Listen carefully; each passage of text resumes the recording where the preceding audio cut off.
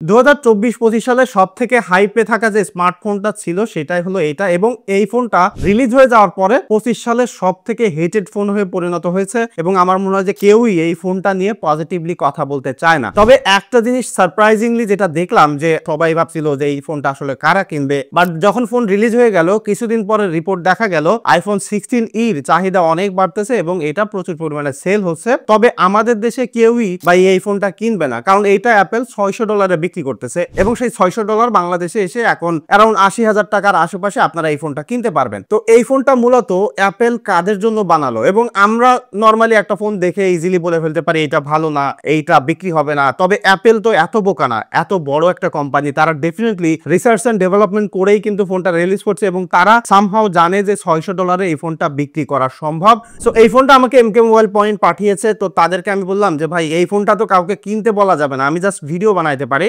তখন উনি আমাকে বললো যে ভাই এই ফোন কেনার দরকার নাই, অন্যান্য অনেক ফোন আছে, আমাদের কাছ থেকে সব ধরনের পুরাতন ফোন নতুন ফোন কিনতে পারবে এবং যারা ঢাকার বাইরে আছে তারা কিন্তু কুরিয়ার করে প্রোডাক্ট নিয়ে দিতে পারবে। সো বসুন্ধরা সিটিতে তাদের শোরুম আছে, বিস্তারিত ভিডিও ডেসক্রিপশনে দিয়ে দিচ্ছি, যাদের দরকার তারা definitely check them out. First of all iPhone 16 এর ডিজাইনটা যখনই কোনো লিকস এন্ড রিমার আসছিল, যখন রিলিজ হইলো হাতে ধরার আগ পর্যন্ত ডিজাইনটা দেখে ক্যামেরাতে ভালো লাগতো এবং ফাইনালি যখন আমি হাতে পেলাম, হাতে পাওয়ার পরেও আমার কাছে জিনিসটা ভালো লাগছে, অ্যাটলিস্ট দেখতে ভালো লাগছে। নর্মালি যেমন হয়ে থাকে অ্যাপেলের প্রোডাক্টগুলো একটু প্রিমিয়াম ডিজাইন হয়ে থাকে, বিল্ড কোয়ালিটি হয়ে থাকে, সেটাই কিন্তু এখানে আছে। এবং অ্যাপেল দেখবেন যে কস্ট কাটিং করলেও লাইক তারা যখন চিপার ভার্সনের ফোন আনে সেটাতেও কোনো প্রকার বিল্ড কোয়ালিটি ডিজাইনে তারা কম্প্রোমাইজ করে না। সো সেই হিসাবে এই জিনিসটা যে একদম অ্যাপেলের একটা প্রোডাক্ট, প্রিমিয়াম একটা ডিজাইন এবং হাতে থাকলে মানুষ ইজিলি আইডেন্টিফাই করতে পারবে যে এটা একটা অ্যাপেলের প্রোডাক্ট। তবে এই ফোনটা কিন্তু ছোটখাটো ফোন, সো হাতের মধ্যে ধরে খুবই কম্প্যাক্ট আছে এবং এখানে যে ডিসপ্লেটা তারা ব্যবহার করছে সেটা কিন্তু 6.1 ইঞ্চি ডিসপ্লে এবং এটা ওই যে আইফোন 14 আছে না, 14 এর মতোই like same notch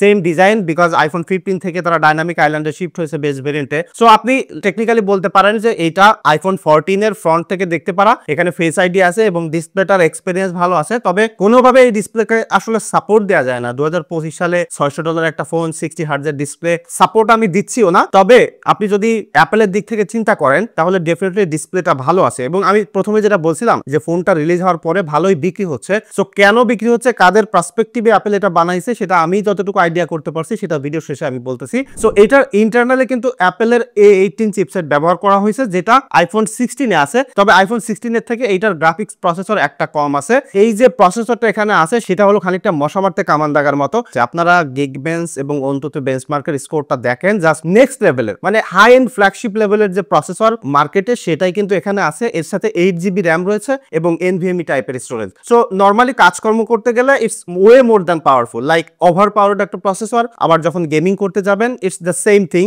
like heavy powerful gaming করতে চান সেটা এখানে করতে পারবেন, যে কোনো ধরনের গ্রাফিক্স ইন্টেন্সিভ ওয়ার্ক গুলো এখানে করতে পারবেন, গেমিং গুলো করতে পারবেন। তবে যে প্রবলেম সেটা হচ্ছে যে ডিসপ্লেটা ছোট, আবার 60 হার্টজের ডিসপ্লে। সো এখন আপনি হাই এফপিএস এ তো গেমিং করতে পারবেন না। তবে হ্যাঁ, নর্মালি গেমিং করতে পারবেন, তবে সেইটার এক্সপিরিয়েন্সটা খুবই ভালো হবে।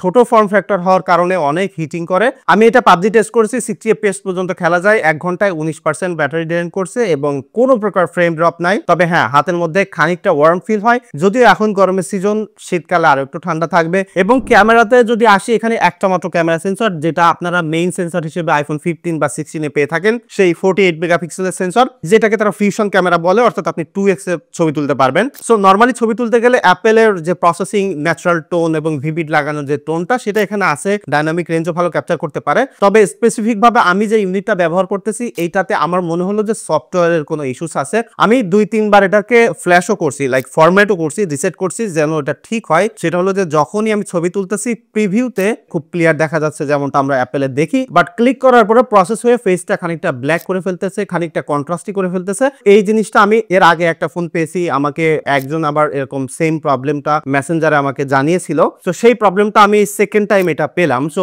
এইটা একটা সফটওয়্যারের ইস্যুস, আমি বিলিভ করি যে এটা নেক্সট আপডেট আসলে ঠিক হয়ে যাবে। তবে ওভারঅল আমি একটা জিনিস বলতে পারি, আইফোন 15, 16 ব্যবহার করছি, ফিউশন এই ক্যামেরাটা, 48 মেগাপিক্সেল সেন্সর, অ্যামেজিং একটা সেন্সর। ছবি তুলতে গেলে যে কোনো কন্ডিশনে এটা আপনার পছন্দ হবে এবং এখানে পোর্ট্রেট তুলতে পারবেন 2x ডিজিটালি জুম করে, যদিও আইফোন 15 এবং 16 এ আপনারা জুম করে 3x এ পোর্ট্রেট তুলতে পারতেন, সেই জিনিসটা এখানে দেয়নি। সো 2x এ পোর্ট্রেট তুলতে পারলে যেটা হয় কি যে স্টিল ফোকাল লেন্থটা দারুণ আছে, তবে 3x হলে বেটার হইতো। অ্যাটলিস্ট যে একটা মাত্র ক্যামেরা সেন্সর দিয়েছে সেইটার হাইয়েস্ট পোটেনশিয়ালিটি ব্যবহার করতে দেওয়া উচিত ছিল। বাট আই এম শিওর যে এইটার যে পোর্ট্রেট তুলবেন বা এই ফোনটা ফোনটা যারা কিনবেন তাদের জন্য প্রবলেম হবে না, আপনারা এটা নিয়ে স্যাটিসফাইড থাকবেন। ছবির এক্সপিরিয়েন্স ভালো আছে, তবে ভিডিওগ্রাফিতে যে জিনিসটা আমি মিসিং করছি সেটা হচ্ছে যে এখানে সিনেম্যাটিক মোডের ভিডিও নাই। সো আমাদের দেশে পার্সপেক্টিভে অনেক মানুষ আছে যারা আইফোন কিনে ফটোগ্রাফি ভিডিওগ্রাফি করার জন্য, শুধুমাত্র কথা বলা গেমিং করার জন্য না। তো videography one of the most important thing থাকে আইফোনের জন্য, সেই জিনিসটা এখান থেকে তারা ফালাই দিছে, অর্থাৎ সিনেম্যাটিক মোডের ভিডিও নাই। আমার মনে হয় যে সব থেকে ফ্রাস্ট্রেটেড থিং ছিল এই ফোনটার জন্য,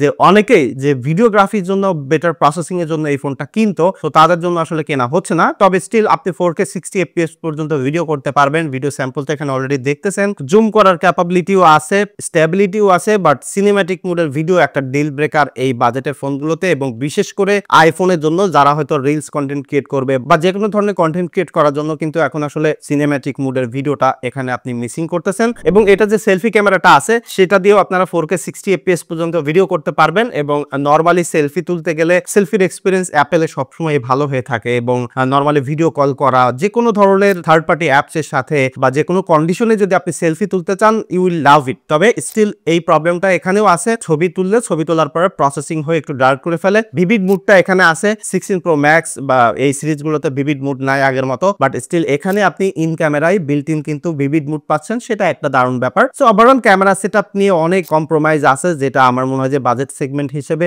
এই ফোনটাকে একদমই তলানিতে নামাইছে, এবং হেট হওয়ার এটাও একটা কারণ যে ক্যামেরা সেগমেন্টটাই আসলে এখানে অনেক কম্প্রোমাইজ করছে অ্যাপেল। সো ফাইনালি যদি ব্যাটারিতে আসি, এখানে কিন্তু অ্যাপেল 4005 মিলিঅ্যাম্পিয়ার একটা ব্যাটারি দিয়েছে, অর্থাৎ এখান থেকে beast of A battery backup আপনি পেয়ে যাবেন। আমি এটা 7.5 ঘন্টা স্ক্রিন অন টাইম পেয়েছি। সো নরমালি ব্যবহার করতে গেলে আরো আপনারা বেশিও পাইতে পারেন। সো ফাইনালি যে জিনিসটা হচ্ছে যে আইফোন 16e কাদের জন্য, লাইক আপনার বাসায় সবাই অ্যাপেলের ডিভাইস ব্যবহার করে, আপনার বাবা মাকে আপনি একটা অ্যাপেলের ডিভাইস দিবেন, এবং তার জন্য আসলে যখন আপনি কিনতে যাবেন তখন আপনার কাছে মনে হতে পারে যে তারা তো আসলে ক্যামেরা ইউজ করবে না, তারা অত বেশি গেমিংও করবে না, সো তাদের জাস্ট ডেইলি লাইফে কথাবার্তা বলার জন্য, ভিডিও কল করার জন্য এবং ভালো ব্যাটারি ব্যাকআপ থাকবে এরকম একটা ফোন দরকার। সো তখন যত কমে আসলে পাওয়া যায়। সো অ্যাপেলের যখন আপনি 15-16 কিনতে যাচ্ছেন তখন আরো বেশি টাকা লাগতেছে, সো যখন $200-300 কমে পেয়ে যাচ্ছেন 16e, তখন কিন্তু এটা তাদের জন্য একটা বেটার ডিল। সো সেই জায়গা থেকে তাদের জন্য এই ফোনটা কেনার জন্য ঠিক আছে। বাট আমাদের দেশে যখন আমরা ফোন পারচেস করি ডেইলি ড্রাইভার হিসেবে, নিজের মেইন ফোন হিসেবে আইফোন কিনে অনেক কষ্ট করে, সো তাদের জন্য কোনোভাবে এই ফোনটা আসলে রিকমেন্ডেড না। তবে হ্যাঁ, এই ফোনটার দাম যদি অ্যারাউন্ড 30-35 হাজার টাকায় চলে আসে বা 40 হাজার টাকার আশেপাশে চলে আসে,